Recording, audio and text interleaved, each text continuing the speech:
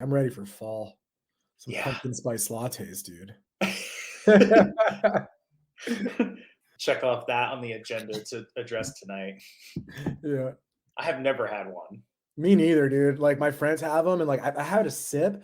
Like, dude, that's gonna just give me diabetes right away. Like, there's too much sugar in that crap, dude. If it doesn't give me diabetes, it's gonna give me diarrhea. Oh, for sure, man. We don't need any more of that at fucking 10 in the morning.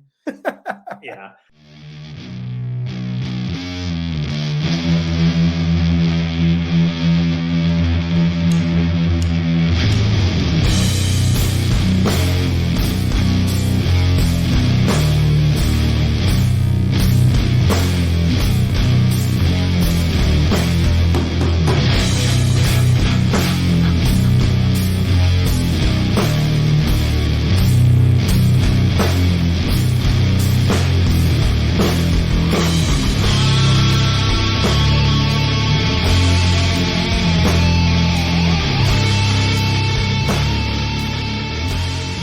Welcome, Fanatics. This is the latest entry in the Diary of Doom. I'm Dylan, and join me as we look back on the rich history of doom metal and its sister sounds based on the recounted tales of its followers.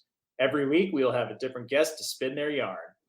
You can visit the website at diaryofdoom.com, follow us on Instagram, like us on Facebook, follow the podcast on diaryofdoom.podbean.com, and subscribe and listen to the podcast on Apple Podcasts and Spotify or whatever shady podcast streaming app you want to use. And if you have a question or want to pitch something or just feel like giving me some shit, you can fire off an email to diaryofdoom1968@gmail.com.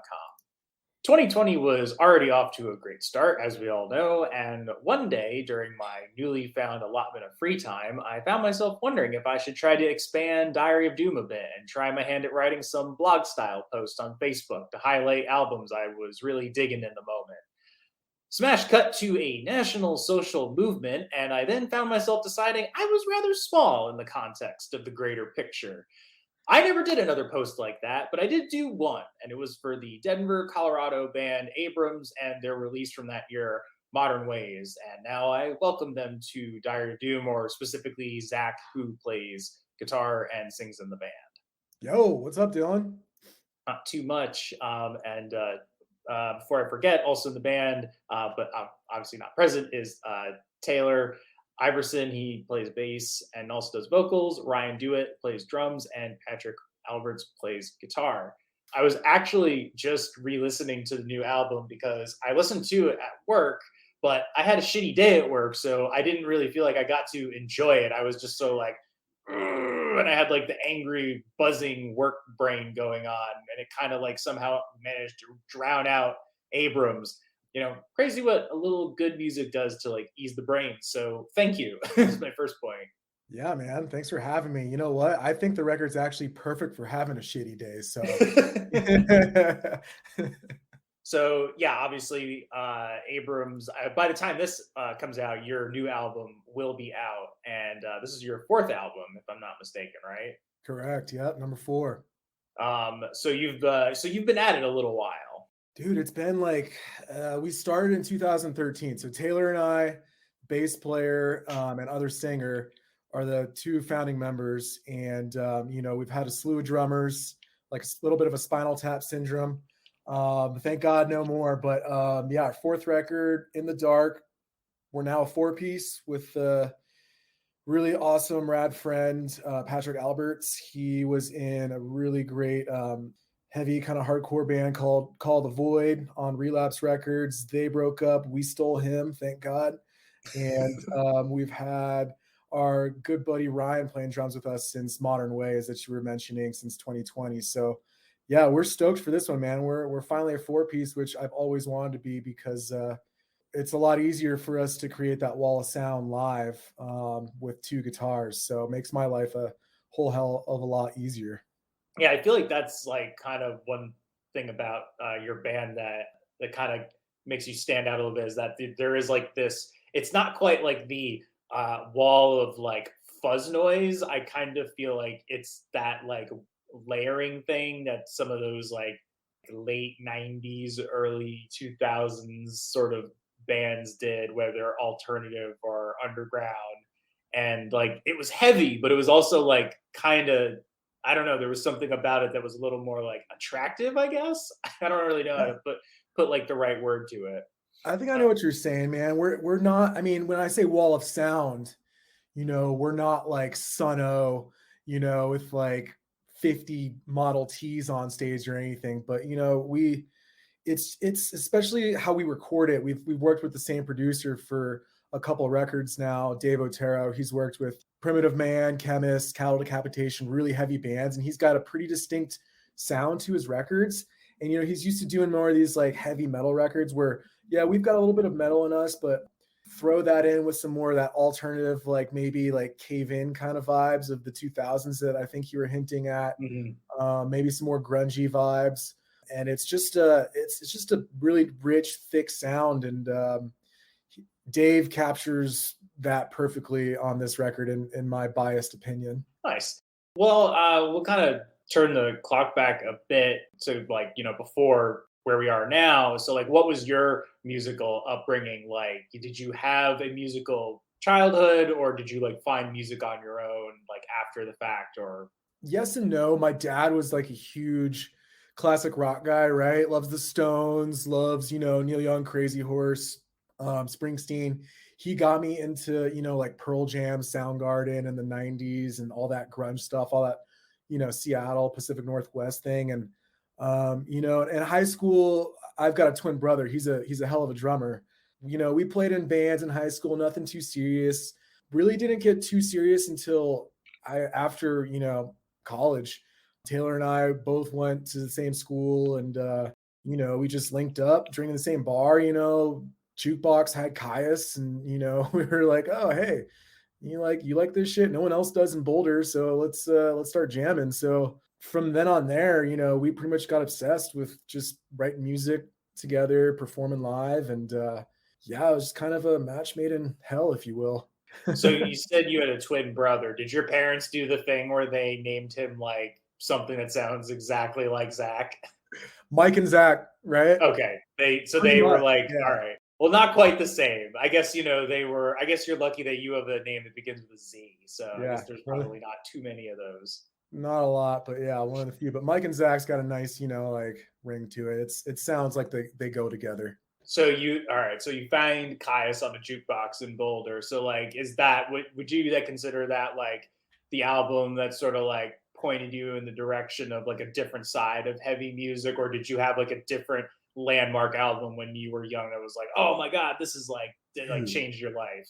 I guess, dude, I found Sabbath late in life. Like I was 20 in college and I got, Masters of Reality on vinyl. And I was like, how did I miss this like 40 years, this 40-year difference in time? Like that got me in, like a lot of stoner rock. And then that shit's pretty cool. But I was always like a big grunge guy, growing up. Like I was saying, my dad got me into that, like the anything Mark Lanigan touched, I'm just like a huge fan of, Queens of, R.I.P. yeah, man, rest in peace. It was a tough one, dude.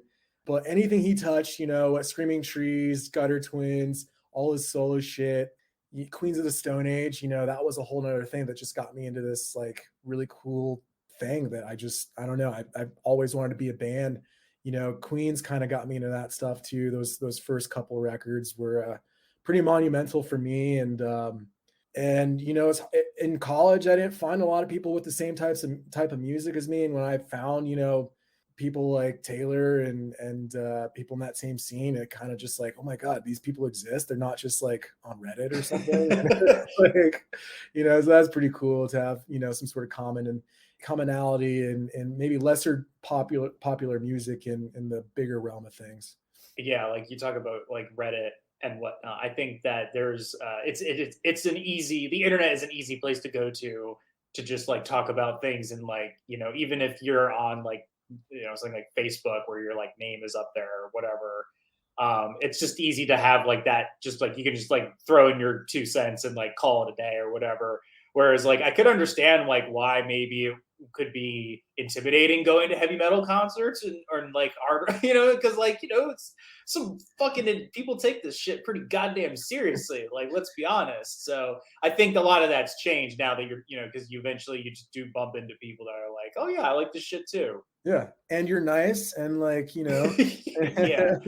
yeah, I mean, going to heavy metal shows, I was always doing it. My brother and I, we grew up in Southern California, and we did the thing where my folks would drop me off a block away from the Wiltern to see Queens of the Stone Age or something because I was embarrassed for them to drop me off. But like we were like, I mean, we were always had that like love for rock and roll, whatever it was, going to shows, like going to the bowling alley to see the punk shows and stuff like that, or go to, LA to see the bigger show. But yeah, man, it's always been in my blood. And once we met and started jamming, really never looked back. I mean, it's been almost 10 years, 4 records and EP. And like, I know a lot of bands say this but like this new record, like, I feel like we finally hit our sweet spot and the sound that we like are honestly trying to just play and get out. It just feels like a really true and honest record and honest soundscape for where we're at right now. And I'm stoked and hope the masses will enjoy it and give it a chance. So you touched on a little bit at the top of the episode, but can you talk about like more specifically like how the band came together and some of your more like you got into your influences already, and like I guess we'll see if I was right, because after I did like listening back through your albums and whatnot.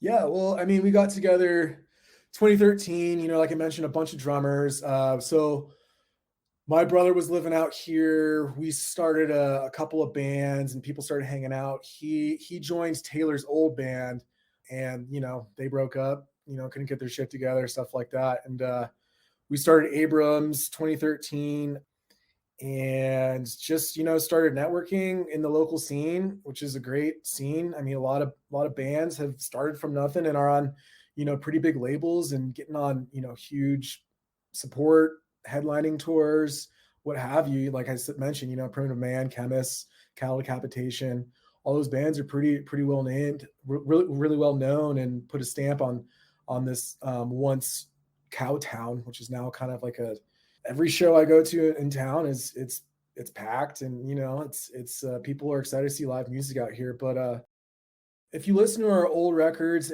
you see the natural progression. Like we kind of started as this like almost noise rock, like sludge rock. We loved Ken Mode, still do, but like maybe we're trying to emulate a little bit more than actually write what we want to write, and kind of like that. And you can hear this natural progression from that first record, kind of like, all right, let's be loud as hell, let's scream, 3-piece, let's have these really energetic shows. From each record on, we kind of get a little bit more progressive, and then we're like, dude, I can't fucking scream anymore, so let's try and learn how to sing. So I think we really hit that in modern ways in 2020. We were like, let's really focus on vocal melodies and song structure, right? So from 2020 to now, that's my main focus when writing is, obviously coming up, it's all about the riff, right? The hook, but then, just kind of, finding just a really sick, catchy, hooky melody that flows right over it. And we really got into demoing over the pandemic because we weren't, getting together, and that really helped us because I'd demo out like a full song, and like we used to just write in the room, and we'd write vocals just like playing the guitar in the room, and that's just like a big no for me right now, because you put the guitar down and it's like kind of this thing, when you're singing and playing the guitar at the same time. So when you when you put the guitar down, it's like it just really opened me up to like digging into like the vocals, just the vocals, and I think it helped a lot with writing some catchy ass hooky shit. So did I answer your question at all? Yeah, I think, no, I think so. I think you definitely answered it. Cool, and on track. no, you're good. I totally agree with that. And I made some notes about going through and like, just to like, you were talking about Colorado, but like it is a huge population of cool metal and adjacent acts. Like, like one of my favorites from out there, Blood Incantation, because you already said like Primitive Man and Chemist, and there's like, it goes beyond even that. There's so many, or like old old guests of the show, Oryx. They're great. Oh, they're fantastic. Yeah, good. All good friends of ours, good acquaintances too. And I mean, it's definitely a cool, heavy scene, and been built for, it's been built from like it seemed like Ethan really kind of like from Primitive Man built it from like a DIY thing to just like a good place to see some heavy music. So yeah, Yeah, we were planning on going there in 2020.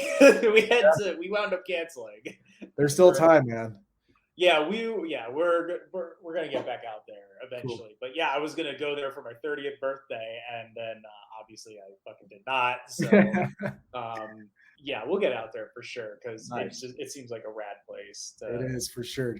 You might come back and stay forever, which is what a lot of people do. You know, it's a big transplant town. So, I mean, I've been here for 15 years, which feels like a long time, but you know, it's a growing population still. But yeah, I mean, I did go back and like checked out all your records. I think everything you said is definitely true. I mean, you made the music, so you know better than I do. But like you put out Lust, Law. Wow, I should say it right. Lust, Love, Loss. Have There you you made go. this into a shirt yet? Spoofing Live, Laugh, Love. Because if you Yeah, haven't, you should. yeah, dude, we need to. That's You can do yeah, that for the anniversary. yeah, for sure. It's coming up, so But that I felt like had some of that like techie, maybe like hardcore nature, like the old Mastodon albums used to have. Not like definitely not like I don't know, like I wouldn't like call it stoner or doom for sure. Like I would definitely call it more like heavy rock. With like yeah, this. It's like there's not as much of that fuzz and whatnot, and like you said, more focus on like kind of like a song structure or a more traditional song structure. You could like put this out as a single or have another single or another single instead of, well, our song takes up the entire front of the release. right. Like a dope smoker, but yeah, man, that first one, yeah, like I was saying, it was like I don't know, we got like post-hardcore a lot, like sludge metal. But when people ask me like what kind of genre are you guys? I'm like, it's weird. We're on like a stoner rock label. We get grouped into a lot of like any type of metal show. But I just tell people it's like heavy rock. I think especially now the past couple records, like if you're just a fan of any sort of like heavy music that has got some clean vocals but also has some pretty good angst to it, I think there's something for you on our past couple records here, where that first kind of record was low production quality, just like let's just turn the amps on and go, who cares about mistakes, where now it's like we're thinking about every note in the studio, and it's a very kind of like meticulous, detail oriented process where it's like that to me is like fun, is like just making the best thing you can and making it sound as badass as possible, which I hope we got close to. One thing that you definitely have going for you is I feel like I could present this to a number of people that don't listen to quote heavy metal and be like, oh, I like this, Yeah, because they probably listen to something similar, even if it is like you mentioned it or somebody mentioned it, like, that cave in kind of feel where like, yeah, they're like kind of like a little not, I'm not suggesting that you're emo, but like they're a little emo, but then they're like pretty heavy, but actually no, they're really heavy, and now they're like spacey and proggy for some reason, and but they also invented metalcore somehow. right. It's kind of like that where like you can just present that to somebody. I think you could definitely take that with your music and give it to somebody who maybe just has like a passing interest in music. I think you could give somebody who might be like, I don't know, really into a certain kind of rock or whatever, and whether it's like indie or you kind of like, and I think they would probably fucking dig it. Yeah, dude. You can put it on for your parents. My dad loves it, man. Your dad rock in the making. For sure. No, I think you're right, man, and I take that as a huge compliment, because I think it is pretty accessible to, if you like power trip, or if you like, whatever's block party, or whatever's hip. on the radio. That's like 20 years ago, but I don't know what's hip now.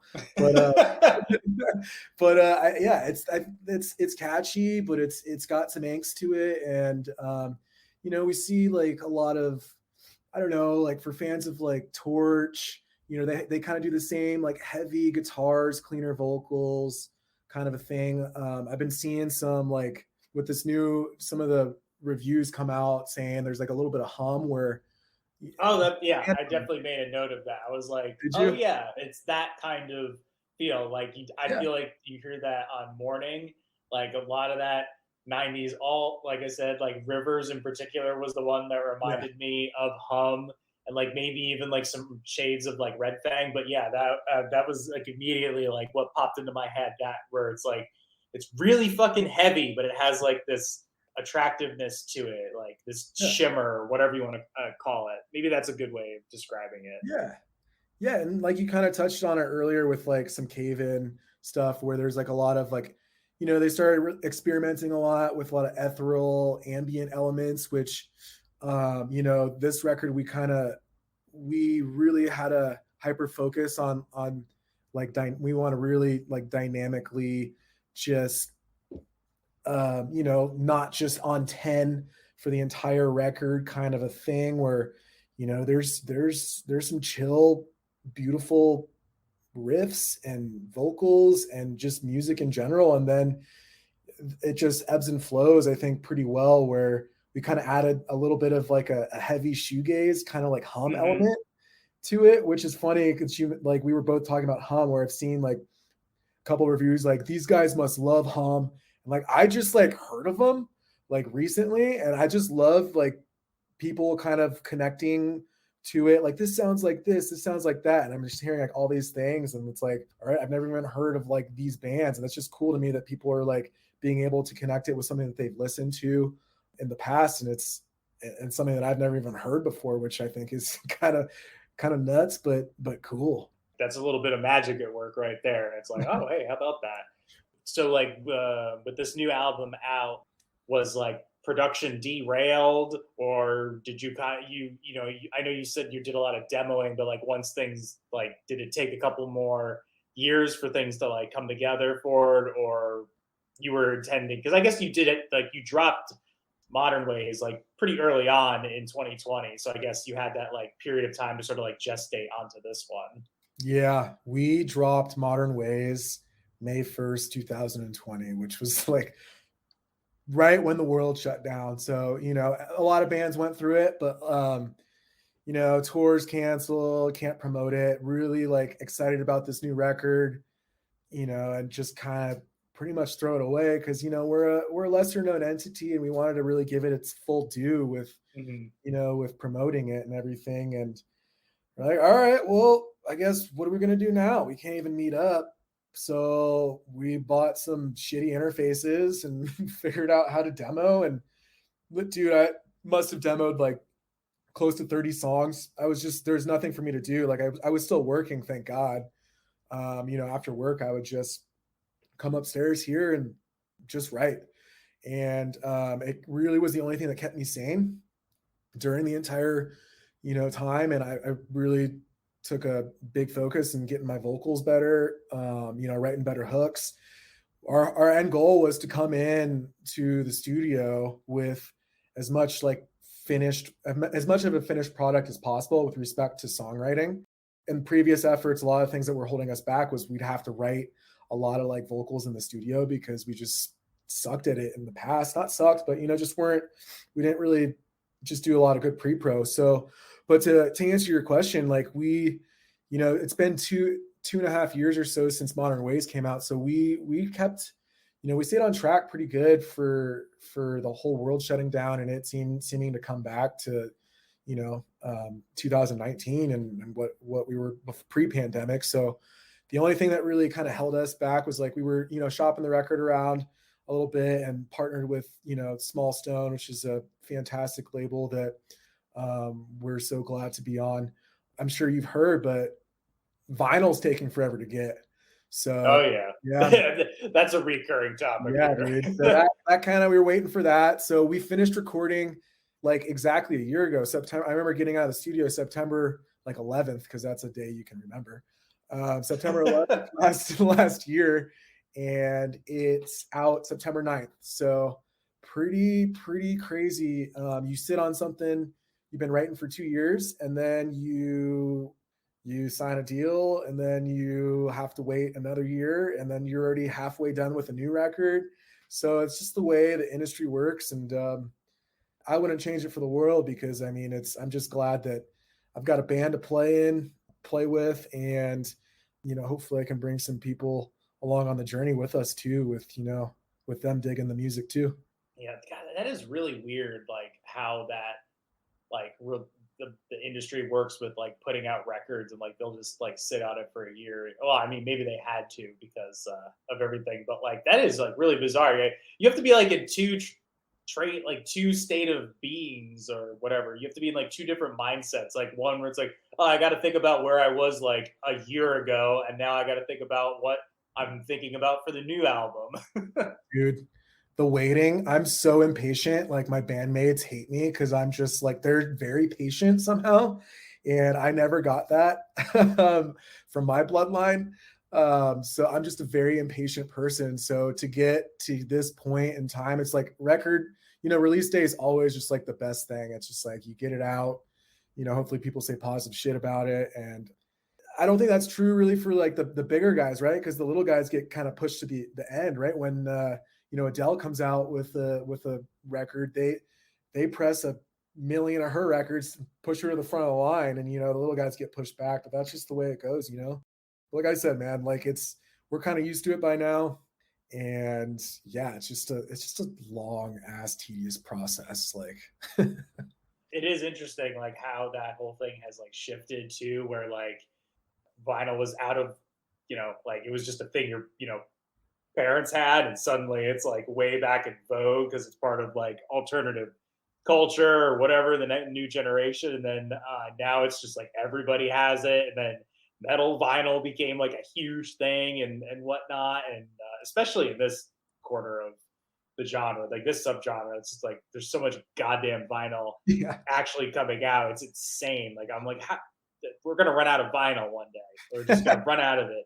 And then now you've got like the major artists like doing these like massive hayloads of vinyl, because like obviously people are gonna buy them and whatnot, like obviously.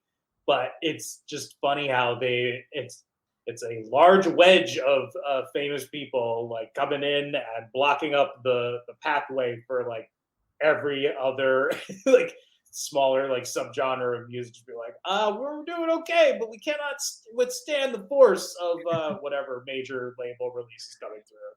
Yeah, it's wild, man. Like you just got to be patient, and you better hope that they ship the right record, a week before it comes out. Cause I've heard some horror stories. Like I mentioned Ken Mode. I think it was Ken Mode, like on one of their couple records ago, Success. I remember them like posting on Facebook, like they got their records and it was a different band. Like they didn't even know who it was.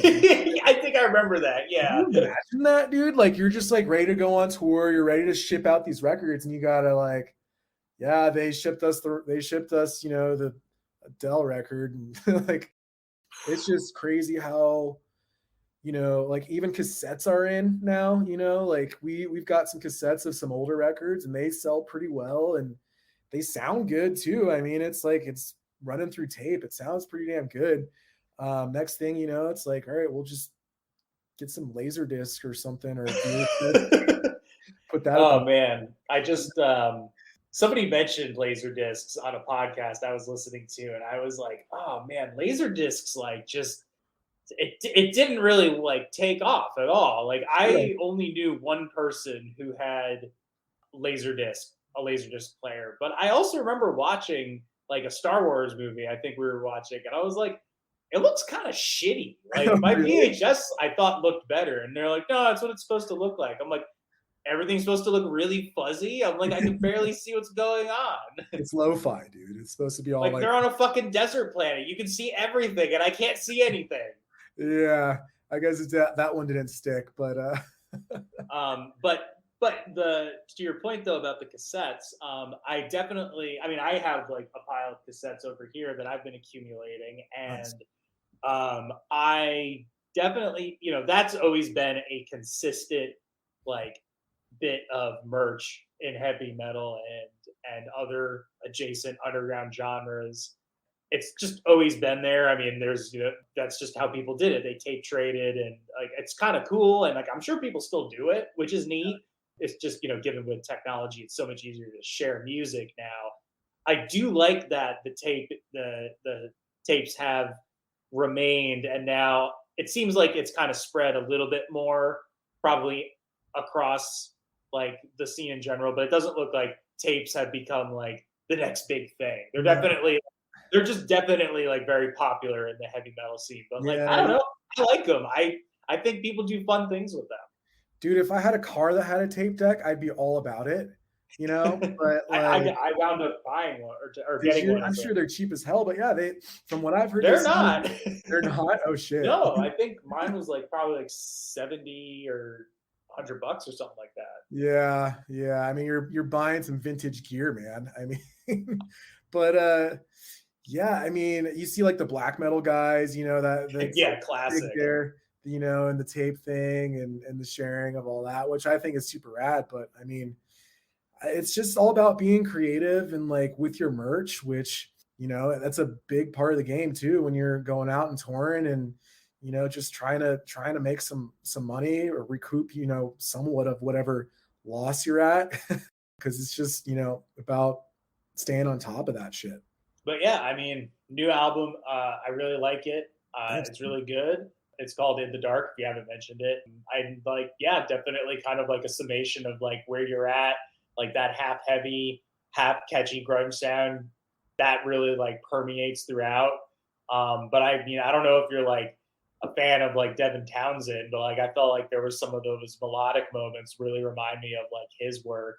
And a couple of faves off of it for me were In the Clouds because it's got that like big shimmery wall of sound kind of effect, and Mhm. then Black Tar Mountain, which is a really cool closer and like just gave me like total Uncle Acid vibes. Hell yeah, dude. You nailed it with the Uncle Acid. So, well, going back to Devin Townsend, our guitar player Patrick, like I was never really into him, but Patrick showed me a couple of like performances on YouTube, like I think at Royal Albert Hall or something, and I'm like, this dude has the sickest voice. Oh Like yeah, he's incredible. He's ridiculously talented. effortless, just perfection is how I describe that. But I from For a like guy that writes about space puppets. yeah, for sure. And from every time that like someone met, I forget his old band, but when he had like the crazy skullet, I Oh, just the thought, strapping young lad. dude, Yeah. I thought that was just the coolest, most Yeah, badass he had like the weirdest. Like he was like the original ugly hair dude, dude. Like I, hideous. that, like Paul Riedel from Blood Incantations, like the new version of that with the Yeah, skullet. But the like, skullet's yeah, in, he man. had like the OG skullet. Like, Yeah, man, he was. I don't know. It's hard to describe how he became more normal looking, but yeah, I know. I just got a haircut. But yeah, Black Tar Mountain. That's funny you mentioned Uncle Acid, who's like, dude, one of my favorites. I just saw him recently, like on their last tour. They were touring with King Buffalo, and the show was yeah, we saw the first one on that tour. oh, it's epic, dude. And like his guitar tone is so sick. I was reading some articles on him, and like it's funny because he's like a huge Neil Young fan, which I mean I am too. I was raised on that stuff, but like you wouldn't think that from like him. But the way he records everything super lo-fi and like he just has like the coolest crunchy, like they just got it all going on, man. I'm super jealous of them. Not jealous, I just fucking love them. But I'm jealous of his guitar tone. That's one thing I'm jealous of. But Black Tar Mountains, like naming songs for us can be kind of hard. Like when we first like write a song, we'll you typically like give it like a name like oh Melvin's Helms Ali. We'll name it after like a band that we think it sounds like. Yeah, So just like some random title or whatever. yeah, exactly. Just like a holder, because this is like what it reminds me of, and I don't even have any lyrics yet. Don't know what it's going to be about. But this one to me, kind of that main riff that's kind of driving, sounded like something that Black Mountain would write. So I was like, oh, this is Black Mountain.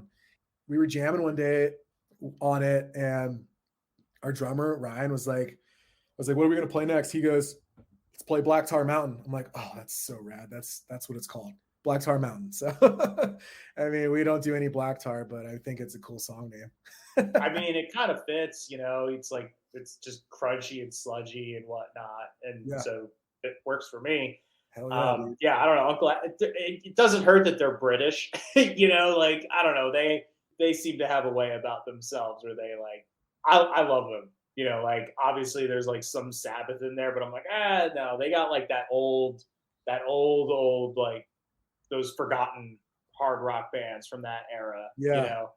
as Yeah. I like to joke, all the bands that didn't become Deep Purple, like. Right.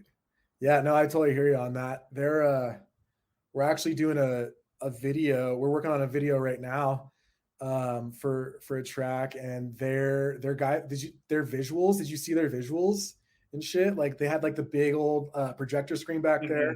So the guy who Jake works for them, he does their visuals. I just saw he moved to Denver, and I hit him up, and like we just did a video, and it's like turning out so sick. Like it's got a little bit of that like, I don't know, neo psychedelia green screen kind of thing. And I don't know, check it out when you guys when it's out. It's gonna be, I definitely will. Yeah, it's cool. So when he told me he worked with Uncle Acid, I was like, oh, what? And I was just like kind of fanboying. I'm like, what are they like? What's the bus like? Yeah. Lots of skulls. Yeah, I think they just listen to Neil Young and chill. Sounds like a good life to me. Yeah, man. So I haven't had like the opportunity to see you live, but prior to 2020, did you have any like notable tour experiences or anything that you like want to try to like, cross off the checklist now? Yeah, dude, we toured a lot before 2020. It was a lot of, DIY. We booked most of the tours we booked ourselves. We had a little help on a couple. We've never been international. That's definitely a huge bucket list for me and the guys. Would love to get across the pond anywhere. So we would love to do that. If anyone's interested in booking us, hit us up, because we are looking to play as much as possible and promote this album as much as we can. We definitely ran into some crazy, when you do DIY touring and you play some like house shows or like DIY spots. I remember we played like one time in Tulsa. It was like we were starting off the tour. We were like trying to get East Coast from Denver, and we played. Tulsa was the first night. Never been to Tulsa, and like we played this house called, it was like called like, I don't know, like the not Bark Market, but something weird, like the Let's go with that. I like that. Let's go with that. Bark Market. And I remember like playing. It was the summer. It was like August, it's July in Tulsa. It's like 120% humidity in this house. It smells like cat piss. And I'm like playing, and like there's a good amount of people there. Like we're having fun, drinking beers and hanging out. It's like a party. And then out of nowhere, there's like this group of people who are just like doing, like sat right in front of the stage and started doing like stick and poke tattoos, like right in front of like and I'm like, this is fucking wild. So weird stuff like that, we slept.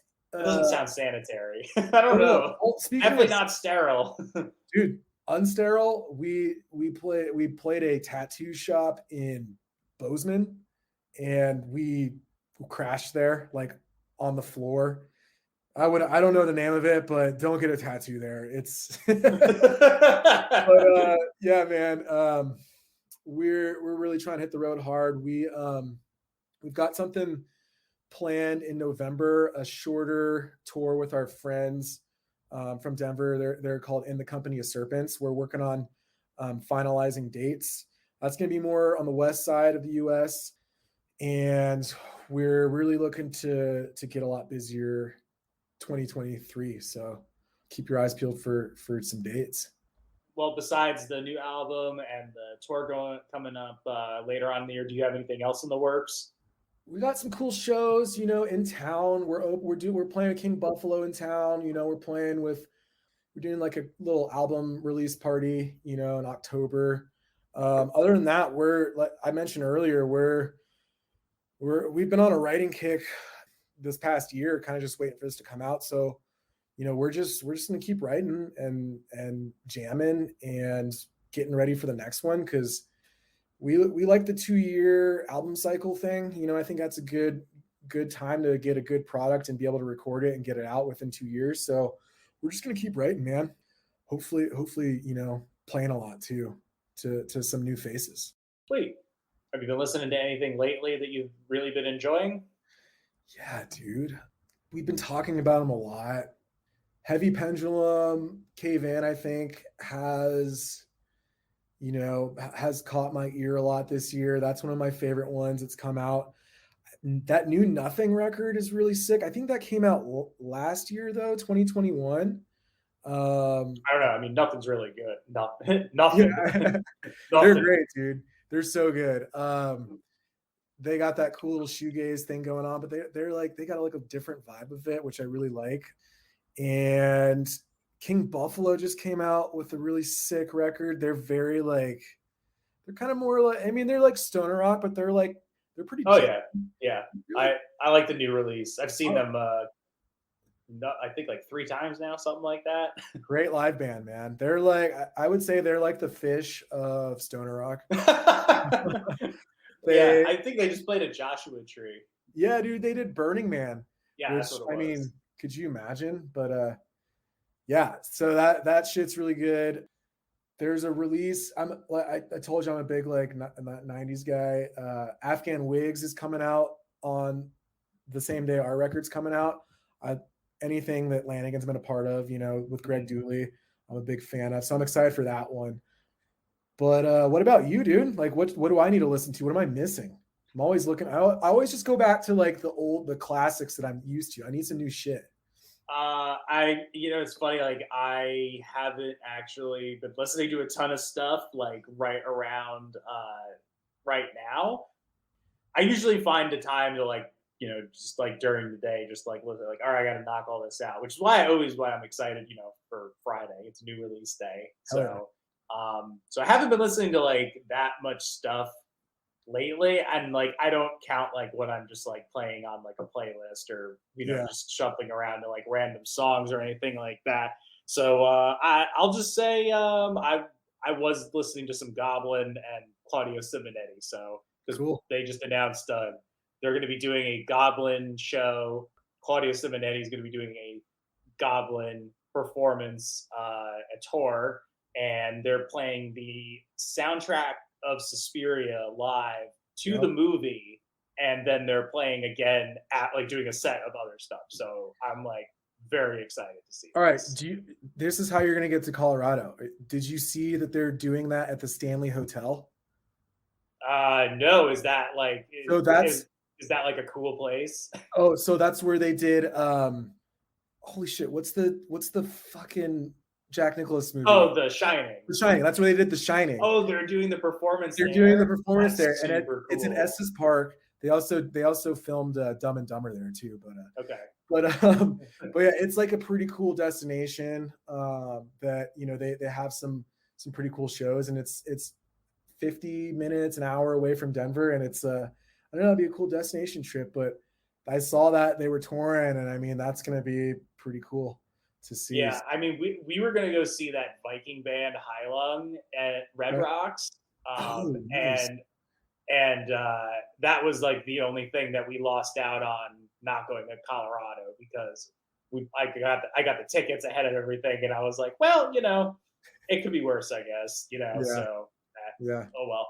I think they wound up playing like the year after, and I was like, oh shit, I just like ate that, but whatever. In the grand scheme of things, not a major loss. Not a big loss, but yeah, I really do want to get out to Red Rocks one day. Yeah, man, it's as good as they say it is. So one day. But I over this past, this is obviously the release down the road, but like this past weekend, as of this recording, I did go to the local metal bar, St. Vitus, and on Saturday I went to go see Oceans of Slumber, and their new album is great. They were great live, like incredible singer in that band, Cam. Right. She's incredible. And then the next night I went back to St. Vitus because my friends Dave and Danielle got married there. They had like a little celebration with some bands, so got to see Yatra and Geezer and Year of the Cobra, which was really cool. It was, Oh yeah. I mean, they got married the day before, and this was the wedding celebration. So, but it was like totally perfect for them. Like, just really like a nice showcase of the fan community coming together. And Dave does Made in Brooklyn. He prints all the merch for bands and shit like that. So Cool. he's a huge part of the scene. And Danielle rules. She's just always around, and she's always at shows. And they've been big supporters of the underground doom metal, and no longer underground doom and stoner scene Yeah. as it is. Yeah, that's cool, man. I mean, those bands are pretty cool. I know those 3 bands pretty well, and seems like a fun little wedding party. So that's a great place to have a wedding. Yeah, it was At least awesome. the celebration of a, marriage. Yeah, it was great. With all that said, with the new album out, it comes out September 9th, so it'll be out when this podcast comes out. Is there anything you want to plug? Where can people find you? Where can they get the album? Yeah, man. So check us out on the socials. Instagram's Abrams the band, at Abrams the band. Facebook Abrams. If you Google Abrams band, all that stuff should pop up.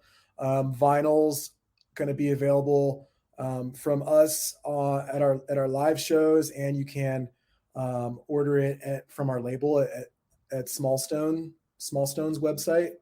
But yeah, other than that, if you dig it, thanks for listening. Share it with a friend and spread the word. Awesome. Well, I look forward to listening to it again on Friday when it comes out. Yeah. So this has been Zach, and this was Abrams. The new album is In the Dark. It is In the Dark, right? Oh yeah. Dark. Okay, I got that right. The new album is In the Dark, and not Abrams the Tank. Nope. Are you named after the tank? We're not, dude. We just found something that wasn't taken besides, the US military taking it. So it's kind of hard when you just search Abrams, because you're going to get a lot of tank info. But we're like, all right, Abrams it is, and put the stamp on it and just move on. Works. It's fine. Yeah. They can't claim just the name. Yeah. We'll see.